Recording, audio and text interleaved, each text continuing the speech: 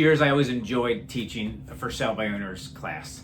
And one way I always started the course out was I just kind of asked everybody, hey, what does FSBO stand for? And 10 out of 10 times, everybody would either say for sale by owner.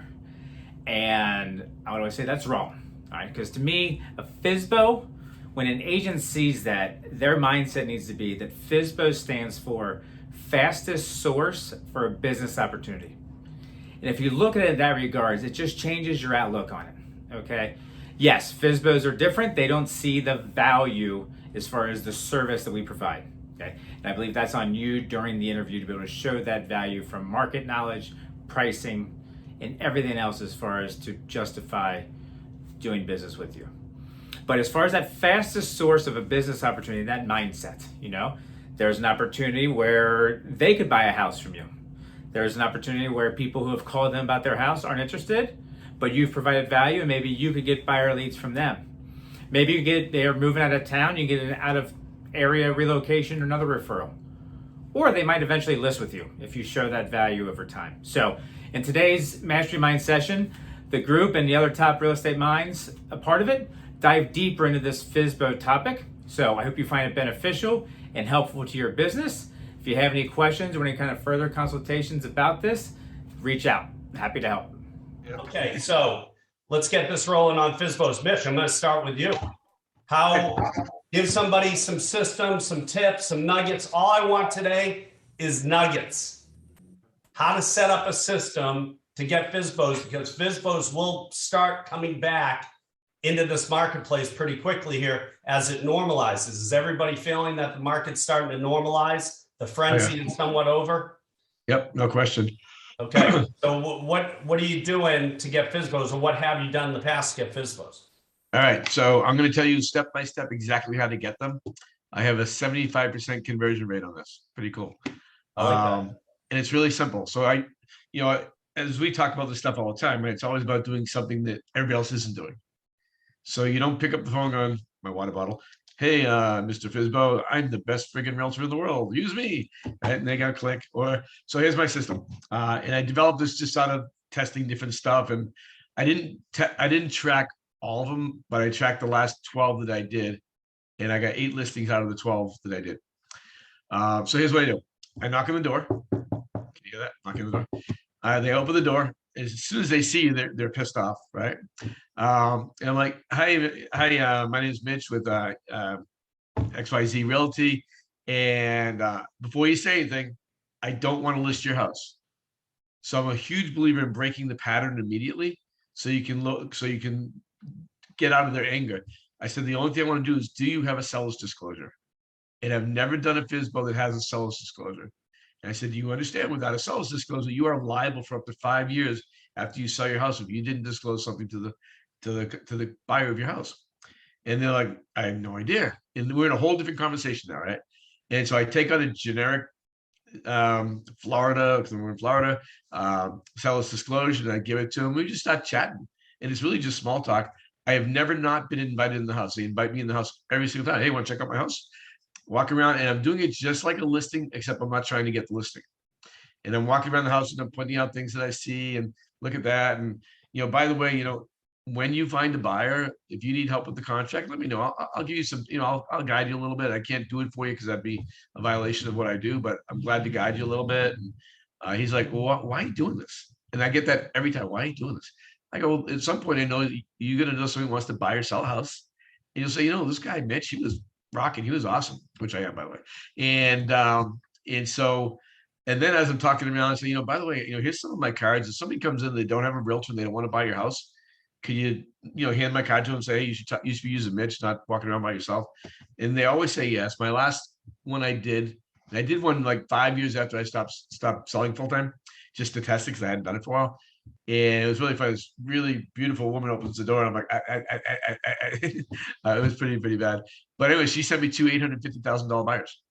Never listed her house, never sold her house. In fact, she never sold the house because it was overpriced by $100,000. And then when I leave, right, when I leave, I go ahead and write a handwritten note when I get home with a few more business cards. I say, look, I'm going to keep in touch with you every once in a while. just to see how you're doing. And if you have any questions, definitely call me. I usually list within 1 to 2 weeks. It's usually listed.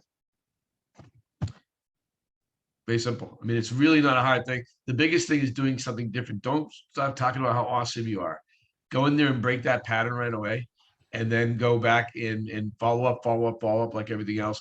And I've never gone more than 2 weeks without listing a house. And I think most FSBOs only, I think the statistics are they only stay on the market for 2 weeks on their own. And then they kind of say, you know, the hell with this, it's too crazy. Yeah, generally so within a week. thing too.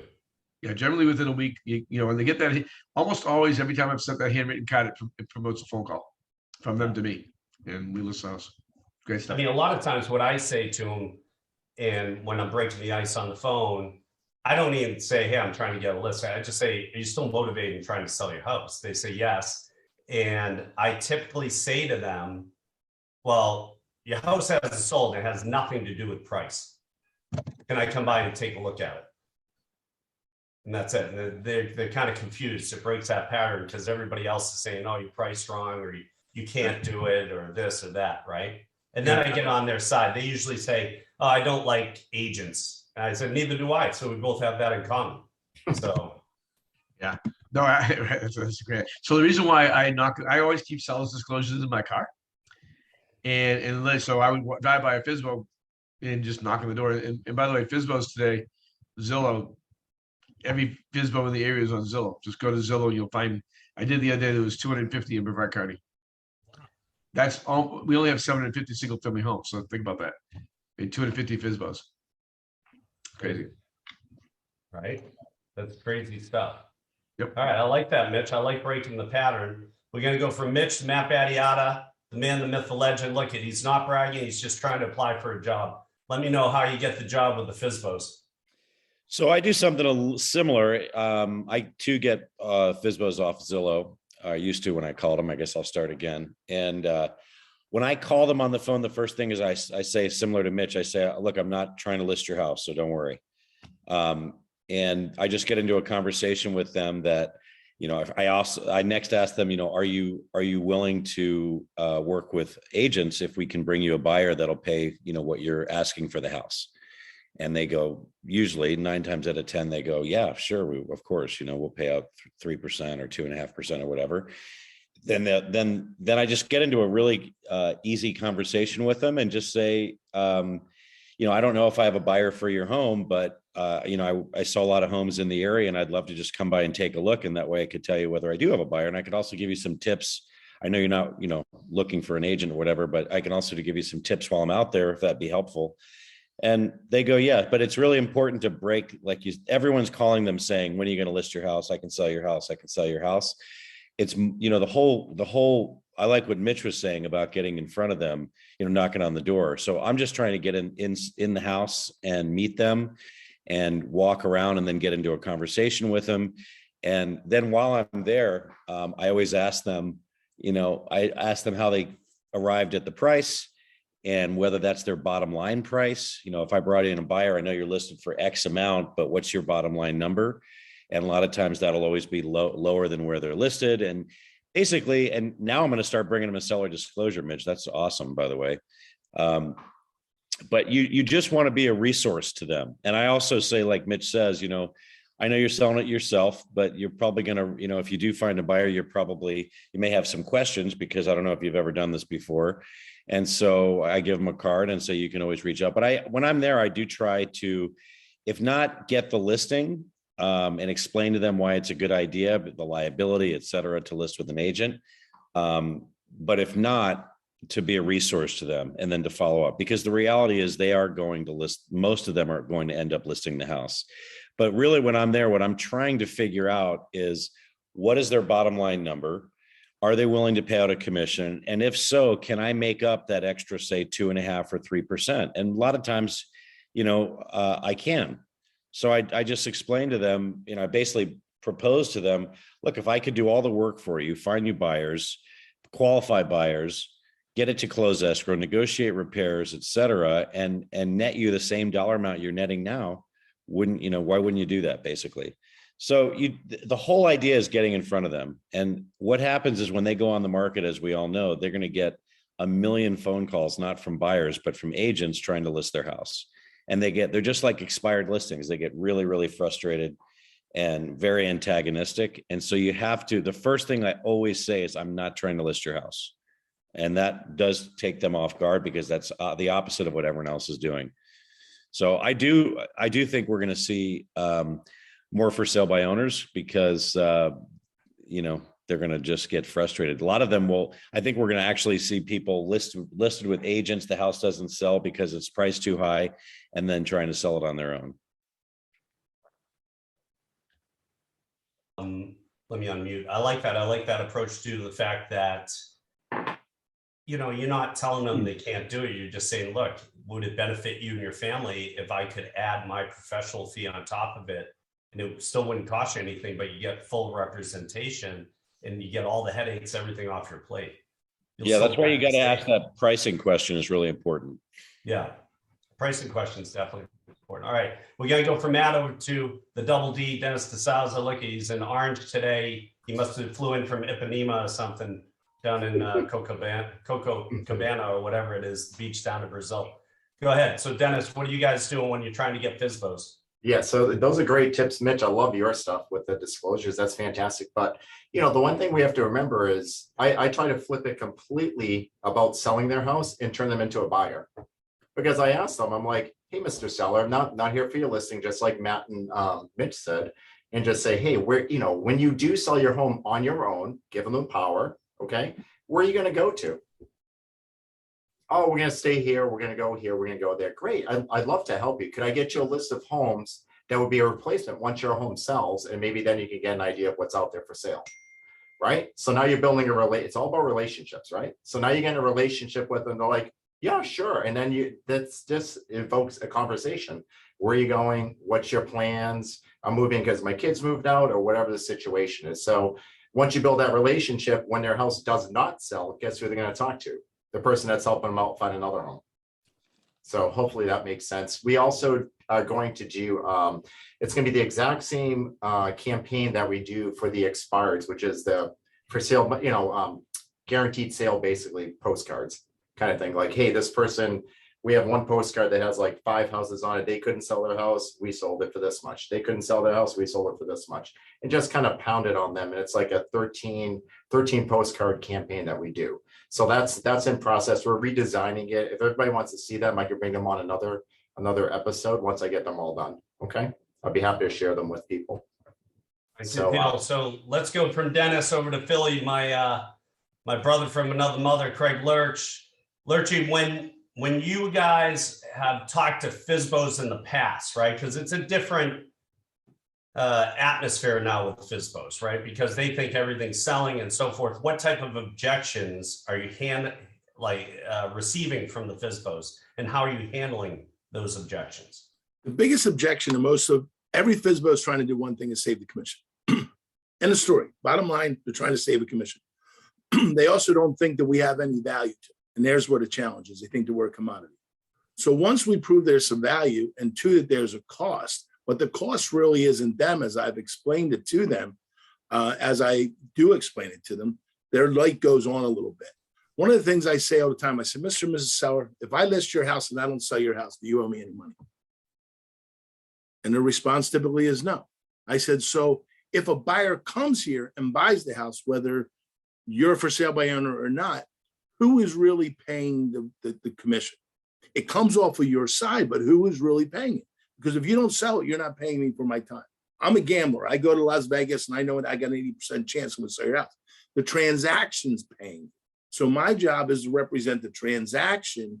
Once a buyer comes in, the money's just coming off of your side of the net. So theoretically, the buyer's paying the commission.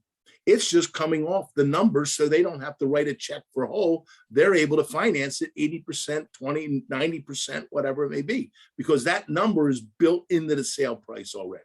So they're financing our commissions. You're the one who's just passing it along. It's kind of like a seller assist. And then once they get that, they're like, huh, you're kind of right. So. Any other big objections you've been hearing out there you've come across? That they don't have to fill out the seller disclosure. Yes, you Do- do. Do they? Ignorance is expensive. Yes, you Yeah. do. So I know then when I say that's pretty cool, because here's the law, I give it to them. Right. So you're not anything above me, and you can't claim layman. Those are the two objections I hear all the time.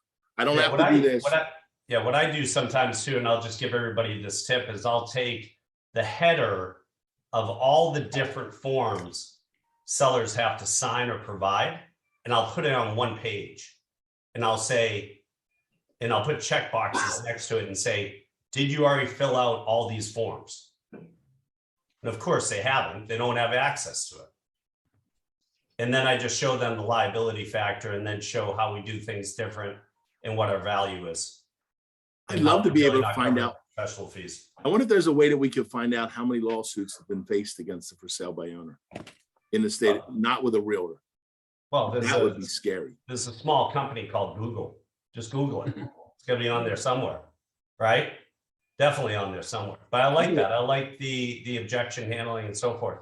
All right, let's shoot over to Cameron. Cameron, when we're there, when you're going into FSBOs, what is the setup? Are you just trying to get through the door? Are you setting up the appointment? Are you doing a drop by? How do you get it from picking up the phone, calling them, to getting in their house?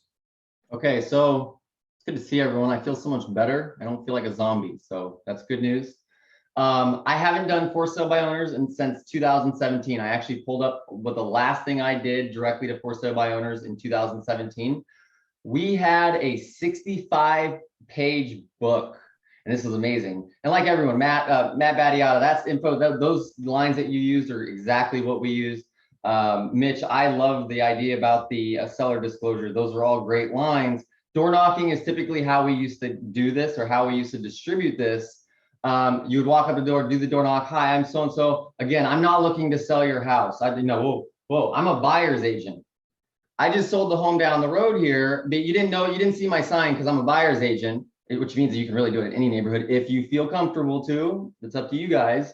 But I just sold the home right down the road here. We had so many buyers, and I seen yours was for sale. And I have this amazing book that I give out to all the for sale by owners. And this book, it starts off, and I'm gonna be real quick for you guys, but it has an intro that says, this booklet is designed for you, the for sale by owner. I understand your motivation, and I'm happy to make the process smoother for you. I love this business, and I've helped buy and sell homes. I respect that you want to sell your own home and not high pressure you into trying to list your home. My hope is only this: if you decide to hire an agent, discount firm, traditional, or somewhere in between, that you at least talk with me before making a final decision. And then I go into this 65-page book that goes into things like showing advice during the showing, appraisers, and how it works. And it's amazing, guys. It outlines it. I could sell this book as an ebook if I wanted. The reason it works is because I know no one's going to read 65 pages. No one does. They'll read 3, 4, 5. They'll get into it and they'll get sidetracked and busy. But I'm the only one that gave them actual valuable information. Every other realtor came over and looked and tried to sell them and he and haw, whereas I left you the way to sell your home if you're able to. And we all know the thing is most for sale owners really don't have the time, the knowledge, or the expertise to sell their own home unless the market is booming and anyone could do it. So with this book, I give you the knowledge, but really I'm the expert. And not only does it give you the knowledge, but it shows that I'm the expert because I'm the one producing this. Now, you could produce this for yourself. You change the name that, on every page it says, written or presented by me, or it could be you. It's just a template and anyone could do this. So it's something that we did before that really worked well. I will say the same thing everyone else did. When you that first interaction, those first 7 seconds, those are always the most important. You have to make sure they know that you're not there just to list their home. You're a buyer's agent or you're working with buyers or whatever it is you want to say, but you're not just there to get their listing, because like everyone knows, they've gotten dozens and dozens and dozens of calls and people, doing everything they can, all the slimy stuff people do with the same corny script of how long have you lived at the home? And it just doesn't work. And they've heard it. So you have to stop them in their tracks. and then you can move forward with how you want to, give them information and provide to them. When you provide to them, that is how you are going to get for sale owners. It's very rare. I've never experienced the door knock, get in the side, and then sign a listing agreement the same day with a for sale by owner. It's always give them information, follow up with them, see how things are going. A week, 2 weeks, 3 weeks, 4 weeks later, you get a call. Hey, this is Fred. Do you remember us? Of course I remembered you. I call you guys 4 times. I've sent you 15 emails. Of course. Well, I think we're ready to try it. We loved everything you've shown us. And then remember, last thing, guys, and this is something that you all need to be doing with the social media and the videos. I just got $1 million listing for sub owner by doing this. When I was there showing their home, I just did a quick video, and I'll show you guys real quick what it looks like. It's real simple. You just do this on your phone, right? Looks through their house. I presented this to them afterwards, and the guy was blown away. I said, this is viral marketing. This is what you need, and this is what is setting us apart, and how we sold so many homes in the last year.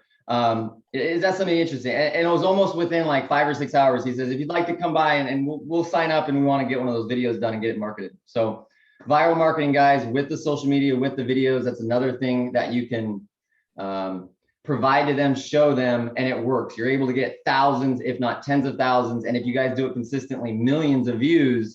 There's no one else in your market that's doing that. So that is something that stands apart immediately. With the booklet, with the social media. Why would they not choose you? The question really that I think a lot of agents fight is, why would someone really pick me? We don't like to talk about this, but in the mirror, we talk about this. Why would they pick you? Well, these are things that stand apart. You can do them, and you will get more business, and they will work. And you're going to get business coming to you because you're providing to them, right? That makes sense. So that's my advice. Love it. Great stuff. I love the video aspect of it and sending that. We do a lot of videos, and I think videos catch on and they're instantaneous. People connect with them. It's not that long. How long is that video? A minute? 40 seconds. 40 seconds. Perfect. Yeah. So 40 they lose attention. They lose attention at 12 seconds. It doesn't matter what it is. At 12 seconds, it's over. So from then on, they're literally thinking about emails or text messages or whatever it is. So you have about 30 seconds of their real attention that they're going to look. And if it's good, it has good music.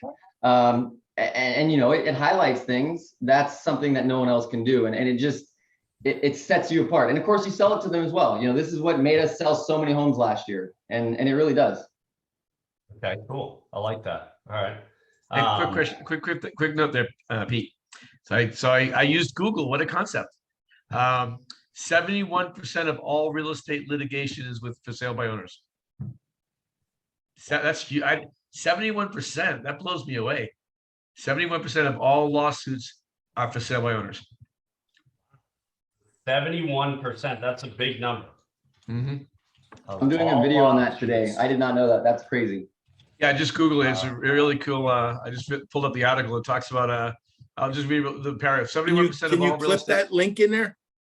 Yeah, can you Yeah, that's a good idea. cut and paste, put it in there? Yep, you got it. It's done. And Okay. Pam, can you put your ebook in there or something so we can all copy it and not recreate the wheel? And I'll just say that I'm your brother, but I'm just a little tanner. That's all. I'm going to update it because it's like from 2017. I just want to make sure that nothing's out of sync, and then I'll upload it and we'll get it uploaded for everyone. Okay, that sounds good. I like that. All right, good stuff. Yeah, Mitch, put it in- did you have a quick question? I know your hand was. No, that was just to tell you about the 71%. All right, let's go out to the beach. Let's go to Randy Zimnach, who's on the sand. Look at how nice it is there. We're all fantasizing about being in Bali with him.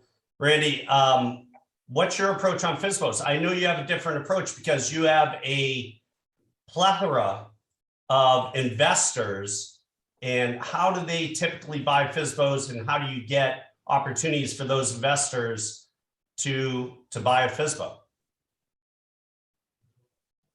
You got to unmute first. That's the first step of getting a FSBO. Oh, Pete. So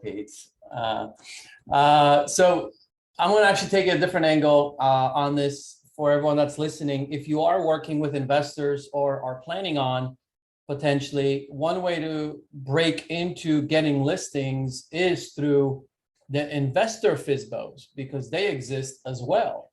And what I mean by that, like, for example, a couple of months ago, I met this investor at a mastermind that I heard him say that he's doing pretty high volume, about 5 to 6 deals a month between rehabbing and selling and or wholesaling. So when I hear those type of numbers, I always want to get to know that person. So I reached out outside of the mastermind, connected with him, learn about his business. I asked how I can maybe add value from my experience.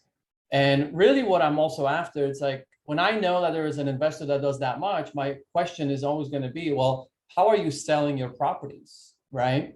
And interestingly enough, they're doing a flat fee MLS listing themselves. Right. So now, if you don't know what that is, that's basically, paying a broker who's basically taking $300, maybe $400 from you as a for sale by owner. And all they do is enter the information that you provide them into the MLS. So that way it gets exposed to the agents, but they are not your agent. All they're doing is providing a service or entering the data into the MLS. All the calls go to the owner. They don't go to the agent, right? And you'll know easily on the MLS where a seller will do that is because the confidential remarks that we see as agents or private remarks, depending on which MLS you are in all over the state, it will say, do not contact the agent, contact the owner, here's the number, right? When you see that, that basically is a flat fee entry type of a listing. And that's a for sale by owner, basically. So this is what these guys are doing. And I was like, interesting. So by doing such volume, who is handling all the negotiations and all the counters? I'm like, I've sold many of my own flips. I know that's a lot of work. Like I speak from, and then, and of course, this guy is the guy, he's the disposition guy. He's like, oh, I know, I've been overwhelmed. And, and I know selling a property in today's market, it's easy, but at the same time, it's also a ton of work because all the offers and counters and agents getting pissed at you if you don't get back to them in time. And anyway, so I went into those pain points. I was like, well, look, man, I think I can help you. And maybe we can design this where we can build out a sales agent within your company.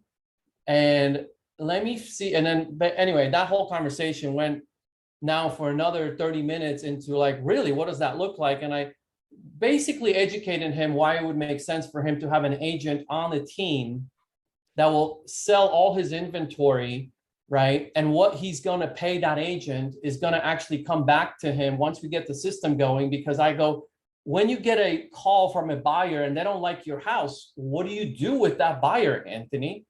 And he's like, nothing. I don't have time. I don't, whatever. Like, that's a common response, right? From busy investors. They just want to sell their house. They don't really care for that buyer if they go and buy something else. I'm like, well, look, if we have an agent that's representing you on every single sale, number one, they're going to take all these calls away from you.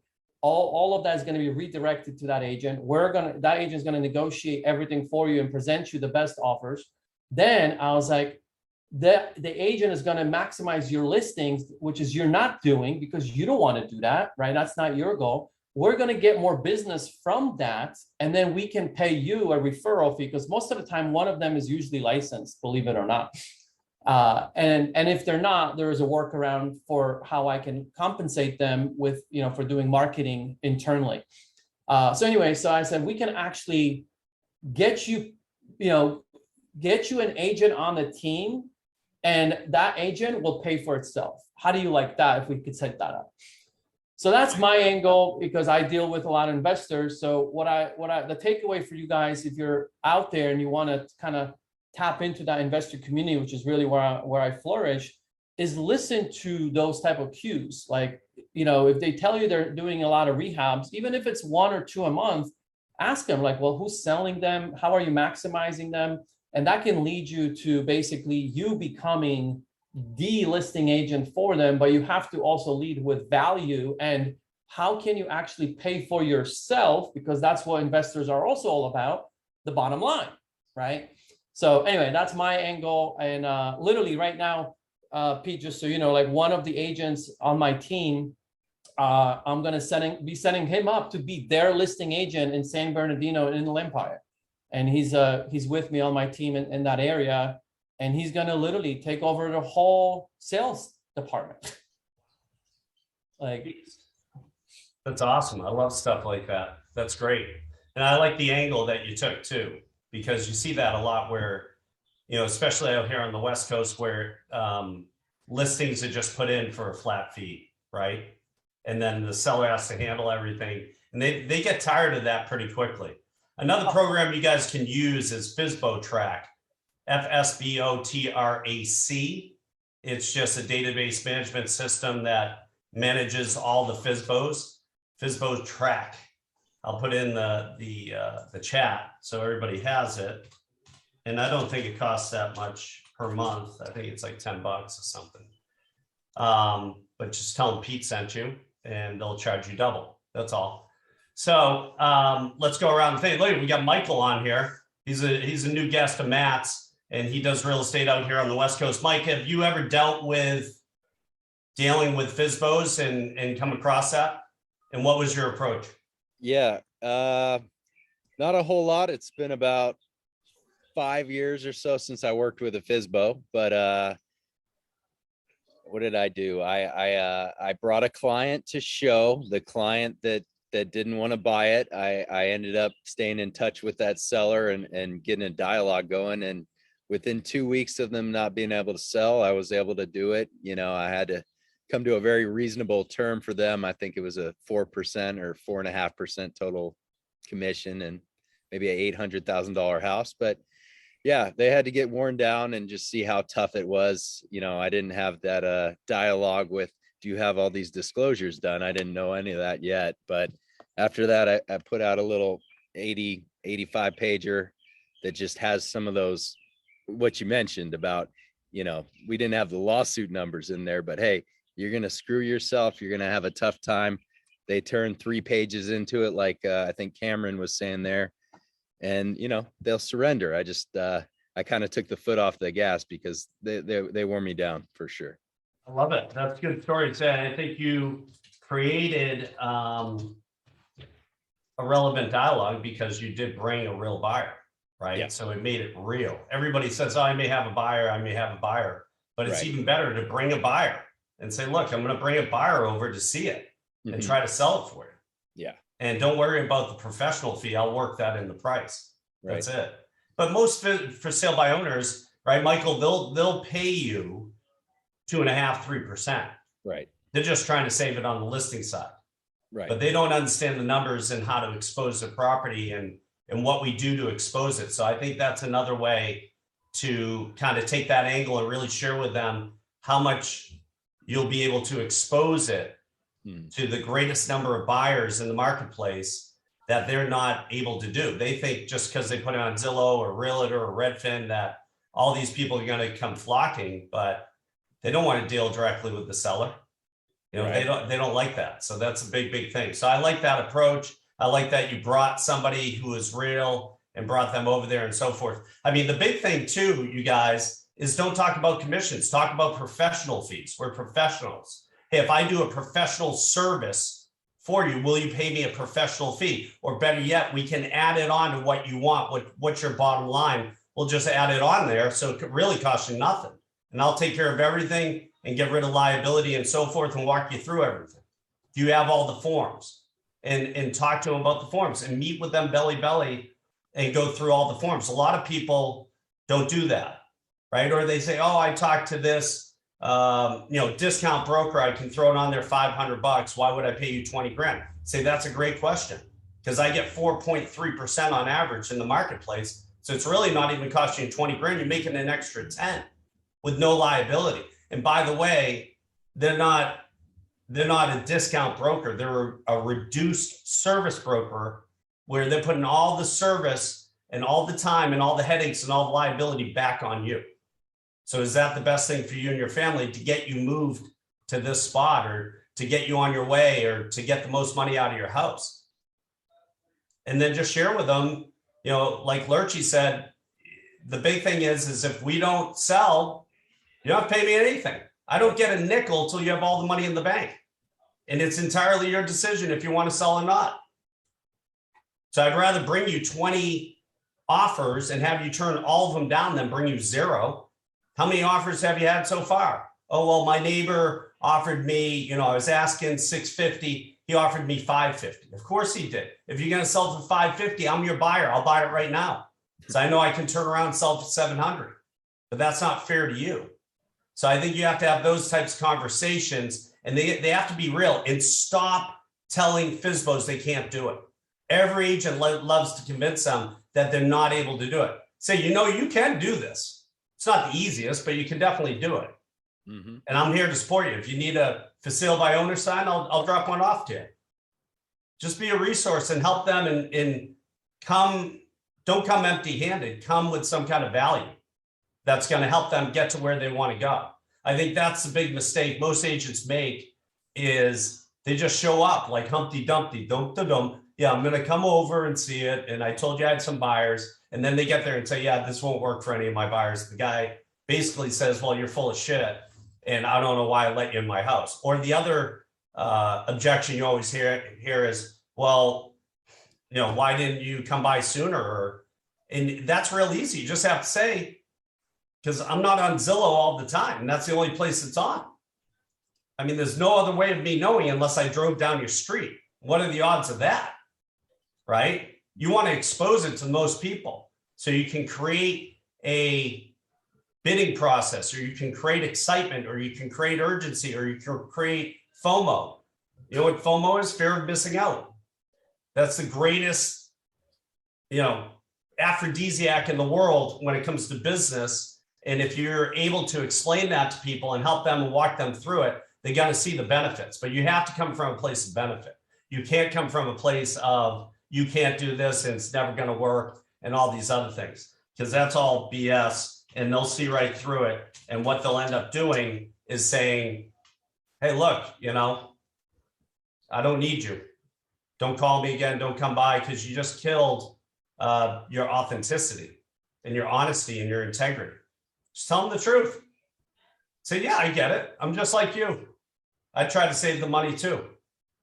But I'm also a realist. And if I can make more money and put more money in your pocket, is that worth entertaining? I think it is. If you say no, this is the only way you're going, not a problem. I have a different program. It's called Pete Knows Arson. I'll come over and burn the house down for you. Right? I'm joking. That's my $4 plan. Actually, out in California, it's now a $7 plan for a gallon of gas. But, you got to have fun with it too. And you got to break the ice, because they're all on edge, and they've had 50 calls at 7 o'clock in the morning, and they're frustrated, and everybody's telling them they're going to show up with somebody, and nobody shows up because they're all full of it. Right? But these are coming back on. The market's definitely shifting, and you have to have the right dialogue. Does anybody have any really good FSBO scripts that you've used in the past, or made your own dialogue that you use when you talk to FSBOs? Anybody want to take that? I wanted to add one thing that I was going to mention, is just that I think the common theme is to be a resource to the seller, right? As opposed to going in there, because everybody's going in there saying you can't do it and list your house with me. So one thing I was thinking of when you were talking just now is I also get into a conversation with them about, contingency periods when they accept an offer, and also how they're going to pre-qualify the buyer. And they usually don't really have any plan for that. So I always say, look, I've got a great lender who I've used for years. Any serious buyers that you get in here that want to make an offer on your house, just have them call me, and I'm happy to pre-qualify them for you. At least that way, you've got a buyer. I explain to them they can't really trust that pre-approval letter that they bring from Bank of America or whatever. I think the real important thing is to be a friend and a helper and a resource to the seller, as opposed to, because then you're on their team and you're trying to help them. And I love the disclosure idea from Mitch. You just want to be that resource for them, because they are going to probably end up listing the house. And so I just think if you come in with that, in that position as a helper versus somebody that's telling what they can't do, you're got a huge leg up over everybody else. And also, you guys when you're talking to them, use your body, right? Say there's a big buyer pool out there. It's this big, but 99% of the buyers, your house may not fit their needs or whatever. So you're trying to get that 1% on your own. And then ask them this question: I'm just kind of curious. Why didn't you elect to use a professional real estate person in selling your home? See what they say. Don't say agent, just say a professional real estate person or service to sell your home. And they're going to say, I don't see any value. I don't see this. Say, yeah, I get it. I mean, most of them don't have a lot of value. They'll like that. It's refreshing. Go with the wave. Don't go against the wave. That's how you get crushed. I've had so many people say to sale by owners, and I cringe or expires, oh, you can't do this, or you did this wrong, or you're not going to be able to achieve it. And that's just their ego getting involved because they want to validate what they're doing as a profession. Don't worry about it. So you gotta always be telling them when you sell your house, when you get a buyer. It's always gonna be always about them. And once you start bringing yourself into the picture, they'll come to you and ask you when they're ready. You just got to be there following up. And we used to, when I call back and say, have you tried Craigslist? Have you tried have you tried eBay? There's all, give them all these little tips on marketing and stuff like that. Cause usually they don't do it anyways, but you're coming from the side of contribution. And when you're coming from the side of contribution, I tell you, I don't care what you're doing out there. If you do everything from contribution, sort of like what we do in our panel here, right? This is all from contribution, right? If you live your life of contribution, you'll get so many more listings, so many more buyers. This is such an easy business. And I was talking to a new agent yesterday. She's like, who was at this conference I was speaking at? She's like, so how'd you get so good at this? I go, I sell from the heart. I go, my only goal is to help them accomplish their goal. And Zig Ziglar says, what, if you help enough people get what they want, you'll get what you want. And FSBOs are no different than that. The expireds are no different than that. They're all the same. They just want to be loved. They just want to, they just want to be helped. And as long as you help them, you'll get the listing. I agree. That's what they want. They want somebody who's going to listen, not listen to interrupt, but listen to really guide them. Understand. And not tell them they can't do it. Go ahead, Cam. They want to understand. They want someone to understand the situation that they're in because they are special. Remember, people, everyone is special in their own way, their own situation. The world's on fire, but if they're selling their home, the only thing that matters to them is selling their home. And you have to be on that page with them. Mitch, you're spot on. And this is why I love you, buddy, is that if you come from caring and you want to do what's best for them, and you provide good service and do things that are above and beyond what we're teaching you guys, there's no reason they wouldn't or they shouldn't, because you're helping them. You actually are making them more money in the end of the day. You just have to let them decide that on their own. And that's what you do. You provide for them. I love the books, guys. And as this gets ramped up and as more for sale by owners go out, having something that shows that you're an industry expert that you can leave with them, it resonates really well. And I think it's something that we should definitely dive into more. Yeah. And it's just like the other night where my 8-year-old came and stood next to me and I had a piece of chocolate and he just kept staring at me. And all of a sudden he dropped the bomb, right? The bomb was caring is sharing. That was his line. So I think if you care, you'll share whatever you have with those people and not be threatened and take that aspect out of it. And if they sell it, good luck. By putting it out there and believe in this philosophy, the more you put it out there, the more it'll come back to you. They'll probably tell their friends, hey, this guy was great. He didn't ask me for a thing. And I was fortunate enough to find the right buyer, the needle in the haystack, and get through the process without getting sued. But this guy helped me. So if you're ever going to think of sell or buy something or do anything, this is a great guy because he's honest and he has integrity. Go ahead, Cam. I got one more for you. So you call him up, ring, ring. Hello. Oh, we sold. Oh my God, Pete, congratulations. I'm so happy for you. You guys were getting out there. You're getting out to Florida. I'm so excited. So one quick question. I don't want to take up a lot of your time. I know you're busy. If you were the real estate expert, which one of your neighbors would you go talk to because you think they might be selling next? And that was one that you guys gave me last week. I've used it and it's given me 2 hot seller leads that we haven't got listed yet. But you ask and they say, oh, Betty around the corner at unit 201. Sure as, knock, knock, knock. Hey, I just sold the one right across the way. Boom. Not only did you didn't even have to help the first people, but you're getting a list because you're getting that third-party validation. And it just makes it so much easier. You stop having to battle for listings because you are the expert. You're doing, you're the expert. That's what you got to portray.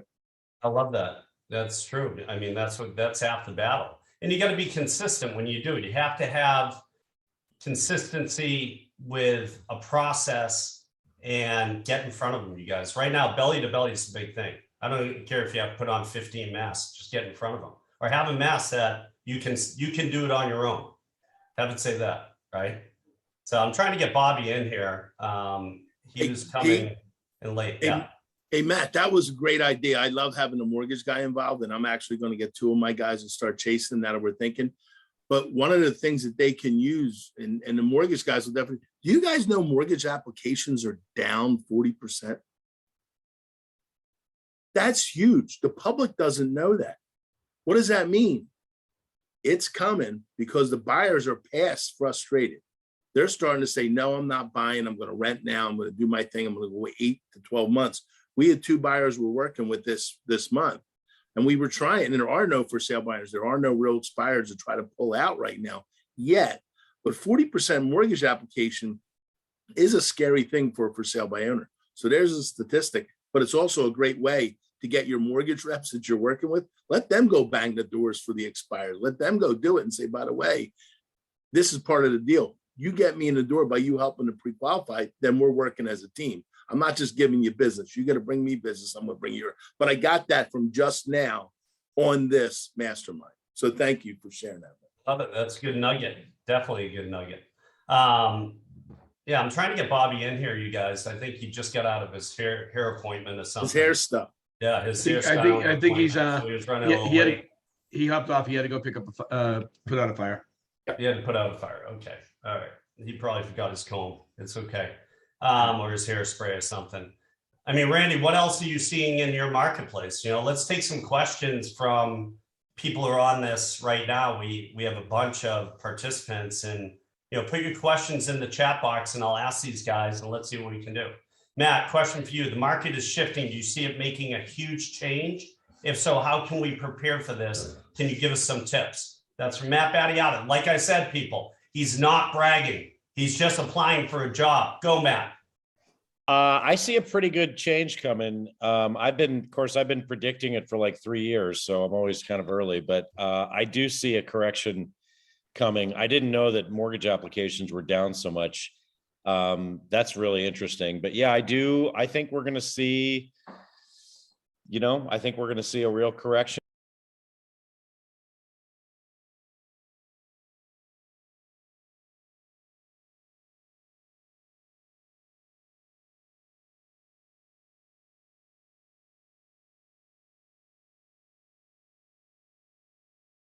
Honestly a good thing. I think it's going to be a much better market for agents in general because, it's been really almost impossible, as everyone knows. It's been difficult, I should say, to work with buyers in this market. And so for everybody on this call, by the way, we did a call earlier this week about, generating buyer leads. And instead of what most agents do, which is marketing a specific property, okay, like on Facebook or Facebook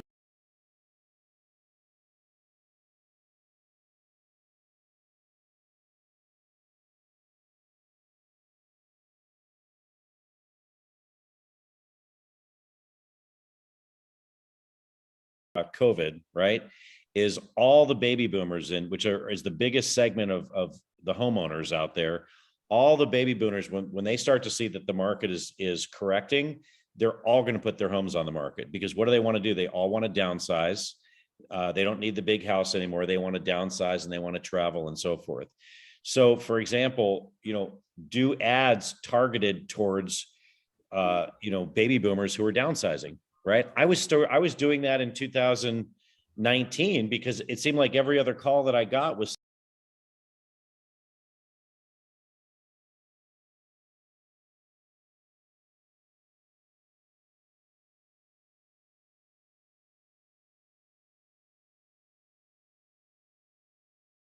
are going to be baby boomers who want to downsize because they're going to all remember back to 2006 when their home value was here and how much it dropped to 2012 and then how long it took to get back up to those peak prices. It took about 10 years.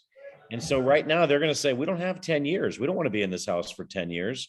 So I think that's the biggest thing you're going to see is you're going to see all the baby boomers putting their homes on the market. So I think the word to the wise is market to the baby boomers who want that. I like that idea.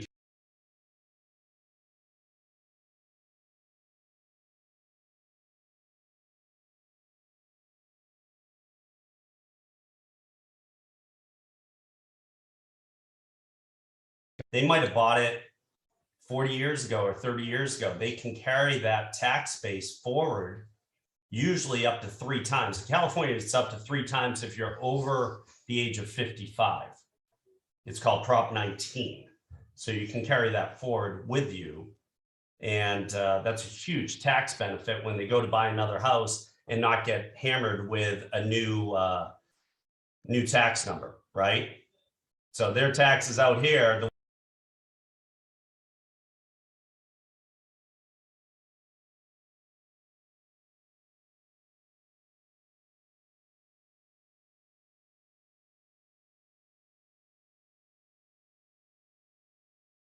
to understand the ins and outs of those tax laws and how they work. So print them up. I mean, out in California, it's Prop 19. You want to understand that. If you are going after people who are selling investments, understand 1031 exchanges and how those work and how they can do a tax deferred 1031 exchange. It is intriguing with mortgage apps being down, you guys. It's telling the story. And my feeling is that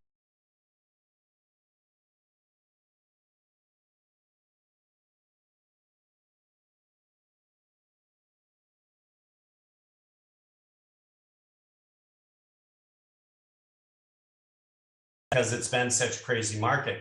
The important thing is no matter who you're dealing with, whether it's a regular seller, a FSBO, and expired, just be honest with them and pre-frame to them expectations that the frenzy is over. You're not going to have people at 12 o'clock at night outside your door waiting to give you an offer where you have 20 offers on the property. It's all price sensitive and sector sensitive, of course. And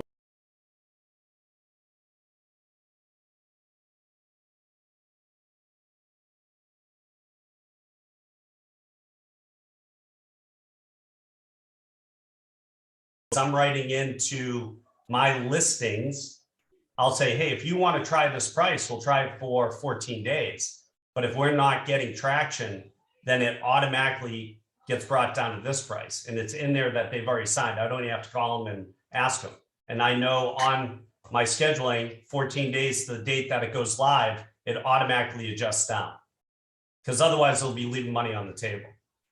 So that's a big, big, big thing.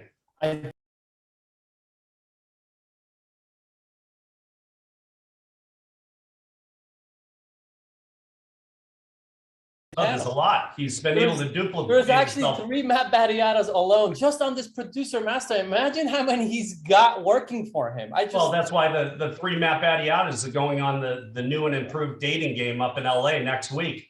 And Michael's going to come on and say, I'm Matt Battiata. And the other guy's going to come on and say, I'm Matt Battiata. And then Matt's going to come on and say, I'm not bragging. I'm just.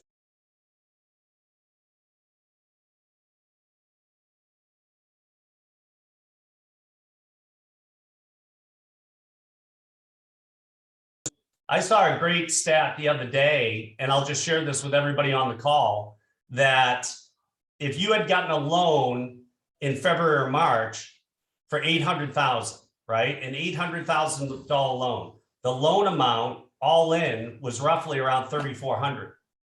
That same loan 2 months later is now $4,600 a month. It's a big jump. That's a third.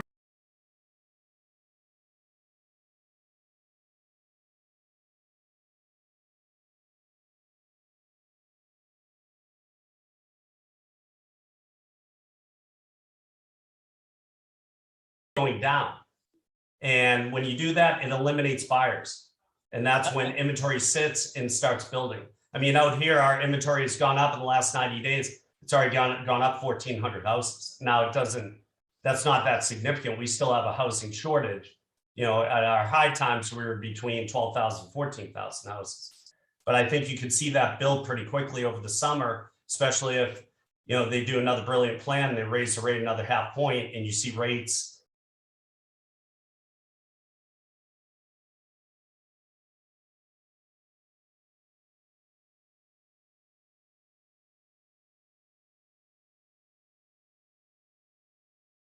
make money when the market's low. We make money when it normalizes. That's it. Just keep finding the people who want to make a move and tell them the truth and inform them, because they don't know. They're watching the news and the news keeps saying that all the housing's going up, you know, 20% per month. And of course they want top money. So that's a big, big thing. Anybody else want to add anything? We have 1 minute left.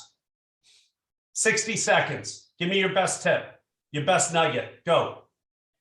Check out your rental stats, how much rents went up. So if you're working with buyers that don't want to buy right now, give them that stat. I can guarantee you that will knock their socks off. Rents are going to go up 20% out in California by the end of the year. Because where do all the buyers go that can't get a loan? That's right. They're not going to sleep at Randy's house on the beach. He's not allowing it. So they got to get something, right? Matt Battiata. I think Matt Battiata's got room for all of them. Yeah, Matt's duplicating himself left to right. Anybody else want to add anything? Any final nuggets? Yeah, I got one. Go, Michael. I'm thinking, since we are getting towards the top, I think we could all kind of agree on that one. And right now we know what the taxes are for 2022, right? We don't know what they are for 2023 yet, but they're going to be a hell of a lot worse. Some of us have, bought at a pretty sweet time out there, and it'd be a hell of a lot better if we thought we were going to be in a recession to cash out, get those sweet profits at the lowest tax rate, and go somewhere for a little bit if we think we're going to be in a sideways market or a bear market for a little bit, right? I don't know. That's just my plan. Great tip. No, Michael, you're right on, because a lot of people have to execute that by the end of this tax year, right? The end of 2022, and you don't know what's in store. When governments start changing protocol when it comes to real estate and capital gains, it can really affect your gain, right? And the 1031 might be limited to a $500,000. Right? Yeah, they're gonna do something. You can't just keep printing money with no after effect. You have to get it from somewhere. And real estate's a $8 trillion business. So they're licking their chops, right? They're definitely licking their chops on that one. So that could change too. And you have to be upfront with people and say, look, I've met a lot of people who've crapped out by leaving their money on the table. I would take the money off the table and be happy. Yep. Because you never know what can happen. And government policy changes all the time. All these brilliant people who've never worked a job in their life, and they're just making this stuff up as they go. So that's it. Heavy government affects real estate. Just remember that. Okay, guys? Hey, great show. Great tips, great nuggets. Thank you for everybody coming from a place of contribution. We'll see everybody next week, and we'll have an awesome topic to get your business 5-10 exit. Okay, talk to you soon. Thanks, guys.